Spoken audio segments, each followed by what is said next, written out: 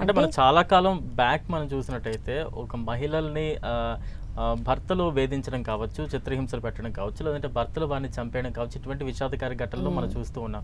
కానీ తరచుగా ఎక్కువ అవుతుంది ఏంటంటే మహిళలే తమ భర్తలని ప్రియుడితో కలిసి చంపించడాలు ఇవన్నీ కూడా ఎక్కువగా చోటు చేసుకుంటున్నాయి. పిల్లల్ని కూడా చంపేస్తున్నారు. ఫ్యూచర్ ఏంటి అనేది కూడా ఆలోచించట్లేదు. ఎందుకు ఈ రకంగా, ఎందుకు వారి మైండ్ సెట్ అలా ఉంటుంది?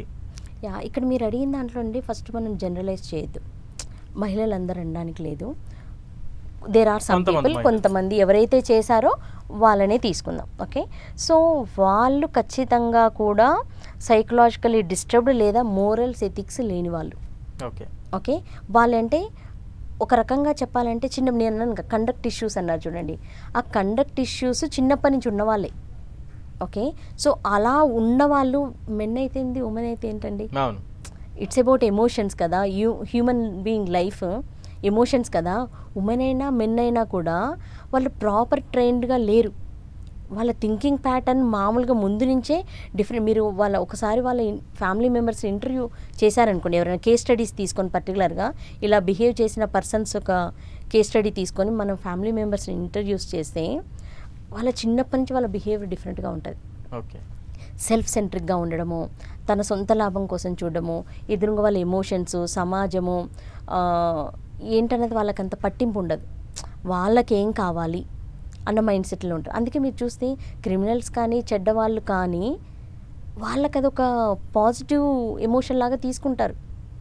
వాళ్ళకి దాంట్లో నుంచి హ్యాపీనెస్ వస్తుంది, రైట్? సో కాబట్టి అక్కడ ఉమెనా మెన్ అన్నది కాదు, వాళ్ళు అలాంటి డిజార్డర్ అనే చెప్పచ్చు. సైకలాజికల్ డిజార్డర్ అసలు హ్యూమన్ బీయింగ్స్ పట్ల కానీ, ఎమోషన్స్ పట్ల కానీ, ఈ రిలేషన్స్ పట్ల కానీ సోషల్ నార్మ్స్ లేకుండా ప్రవర్తించే వాళ్ళు. దీన్ని యాంటీ సోషల్ బిహేవియర్ అని కూడా అనొచ్చండి మనం. ఓకే, అది ఉమెన్ అయినా మెన్ అయినా యాంటీ సోషల్ బిహేవియరే, రైట్? సో దాన్ని మనం ఇప్పుడు ట్రైన్ చేయాల్సి ఉంటుంది ఖచ్చితంగా. దీన్ని కన్సిడర్ చెయ్యాలి. ఓకే, వాళ్ళ ఫ్యామిలీ మెంబర్స్ కూడా ట్రీట్మెంట్స్ ఇవ్వాలి. దట్ పర్టికులర్ పర్సన్ కూడా ట్రీట్మెంట్ ఇవ్వాల్సి ఉంటుంది. ఓకే, అది మెడికల్ ట్రీట్మెంటా, కౌన్సిలింగ్ ట్రీట్మెంటా అన్నది అంటే బేస్డ్ ఆన్ దట్ పర్సన్ని బట్టి ఉంటుందండి. సో కాబట్టి ఏంటంటే జరుగుతున్నాయి మీరు అన్నట్టుగా. ఇప్పుడు ఏంటంటే మన పాపులేషన్ కూడా చాలా పెరిగింది కదండి. పాపులేషన్ పెరుగుతున్నప్పుడు నెగిటివ్ పర్సన్స్ పెరుగుతుంటారు, పాజిటివ్ పర్సన్స్ కూడా పెరుగుతూ ఉంటారు. సో నెగిటివ్ పర్సన్స్ని పెరుగుతున్నప్పుడు దాన్ని ఎలా ట్రైన్ చేయాలి, ఎలా కంట్రోల్ చేయాలి, దానికి ఏమైనా సిస్టమ్ ఉందా, ఎవరు చేస్తారు అసలు?